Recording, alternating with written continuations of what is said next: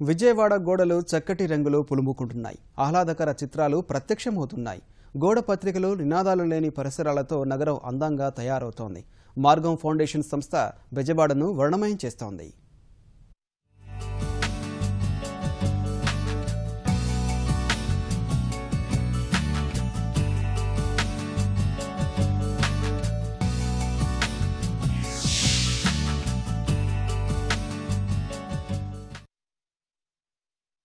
విజయవాడను సుందరంగా మారుద్దామంటూ కృష్ణా పుష్కరాల సమయంలో నగరపాలక సంస్థ పిలుపునిచ్చింది. ఆ పిలుపునకు వివిధ కళాశాలల విద్యార్థులు స్పందించారు. పెద్ద సంఖ్యలో తరలివచ్చి నగరంలోని ప్రధాన రహదారులన్నీ అందంగా తయారుచేసే బాధ్యత చేపట్టారు. వారిలో మార్గం ఫౌండేషన్ సభ్యులు కూడా ఉన్నారు. పుష్కరాల తర్వాత సుందరీకరణ కార్యక్రమాన్ని అంతా మర్చిపోయారు, మార్గం ఫౌండేషన్ సభ్యులు తప్ప. ఈ బృందం మొదట్లో ఎంత ఉత్సాహంగా అడుగులు వేసిందో ఇప్పటికీ అదే ఒరవడి కొనసాగిస్తోంది. నగరంలోని ప్రధాన రహదారుల పక్కనున్న గోడలపై అందమైన చిత్రాలు గీస్తోంది. పరిసరాలను వర్ణరంజితం చేస్తోంది.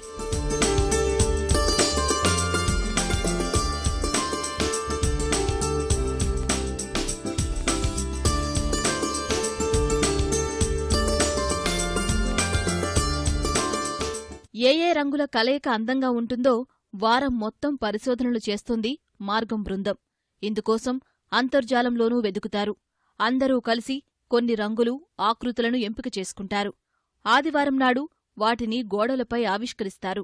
అందంగా ఉంచాలి సిటీ అని మెయిన్ పోస్టర్ ఫ్రీ అనే క్యాంపెయిన్స్ మొదలు పెట్టాం. ఇది 3 ఏళ్ల నుంచి చేస్తున్నాము. పుష్కరాలప్పుడు కొన్ని స్పాట్స్ మాత్రమే మేము కవర్ చేయగలిగాం. ఇది పుష్కరాలప్పుడు మొదలుపెట్టిన యాక్టివిటీ అయితే అప్పటితో ఆపేసేవాళ్ళం.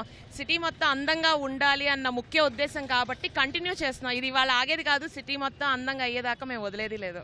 ఇటు నుంచి పాస్ అవుతున్నప్పుడు ఇలాంటి మంచి మంచి ఆహ్లాదకరమైన మెసేజ్లు, ఫొటోస్ చూసినప్పుడు కొంచెం హ్యాపీగా అనిపించేసేసి రెండోసారి దీన్ని ఎవరు డిస్టర్బ్ చేయకుండా ఉంటారు. మళ్ళీ పిచ్చి పిచ్చి రాతలు గీయకుండా, సినిమా పోస్టర్లు అంటించకుండా బాగుంటుందని. మార్పు అనేది ఒకళ్ళతో స్టార్ట్ అయ్యి అది విస్తరిస్తేనే అది ప్రతి ఒక్కళ్ళు మనది అనుకుంటే మాత్రమే అది సాధ్యమవుతుందండి. వాళ్ళు చేస్తున్నారు వాళ్ళదే అని అనుకుంటే గనక అది ఎప్పటికీ మారదు. వీళ్లేమీ చెయ్యి తిరిగిన కళాకారులు కాదు. పుట్టిన గడ్డను సుందరంగా మార్చాలన్న తపనే వీరి చేత కుంచె పట్టించింది. సుందర దృశ్యాల్ని జాలువారుస్తోంది. ఇప్పుడు చిన్నప్పుడు ఆర్టిస్ట్ అనమాట. చిన్నప్పుడు చిలా గీసేవాడిని. మళ్ళీ చాలా ఇయర్స్ తర్వాత లక్ష్మి అక్క వల్ల నేను మళ్ళీ ఒక 4 ఆర్టిస్ట్ బయటకు వచ్చాడని చెప్పొచ్చు. నేను 1 year అయిపోయింది నేను జాయిన్ అయ్యి.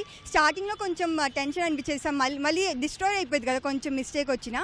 కానీ ఇప్పుడు వేస్తూ అలవాటు అయిపోయి పర్లేదు, బాగానే చేస్తున్నాను. విజయవాడ రాజధానిగా మారిన తర్వాత ఇక్కడ విద్య, ఉద్యోగం, వ్యాపార అవకాశాలు పెరిగాయి.